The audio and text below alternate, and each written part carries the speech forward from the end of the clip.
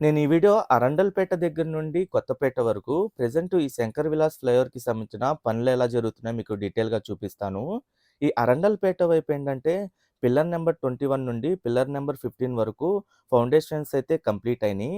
ఇంకా అపార్ట్మెంట్ 1కి సంబంధించిన వర్క్స్ అయితే ఇంకా స్టార్ట్ చేయలేదు ఇటువైపు.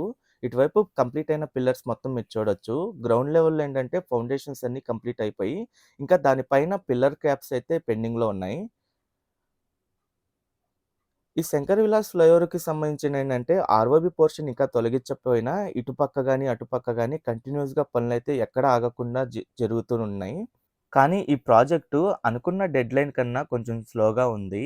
దానికి గల రీజన్ ఏంటంటే, నేను గమనించిన దాని ప్రకారం ఇటువైపు సివేజ్ గానీ, ఇంకా కాలువలు గానీ అయన్నీ డైవర్ట్ చేయాల్సొచ్చింది. అయన్నీ డైవర్ట్ చేసుకుంటూ చిన్న చిన్న ఇష్యూస్ అన్నీ సాల్వ్ చేసుకుంటూ, ఈ ఎక్కడా ఆగకుండా పనులు కంటిన్యూయస్‌గా అయితే చేసుకుంటూ వెళ్తున్నారు. ఇప్పటికి ఏంటంటే ఇటువైపంతా ఈ పిల్లర్స్‌కి సంబంధించిన ఫౌండేషన్స్ అన్నీ కంప్లీట్ చేసేశారు.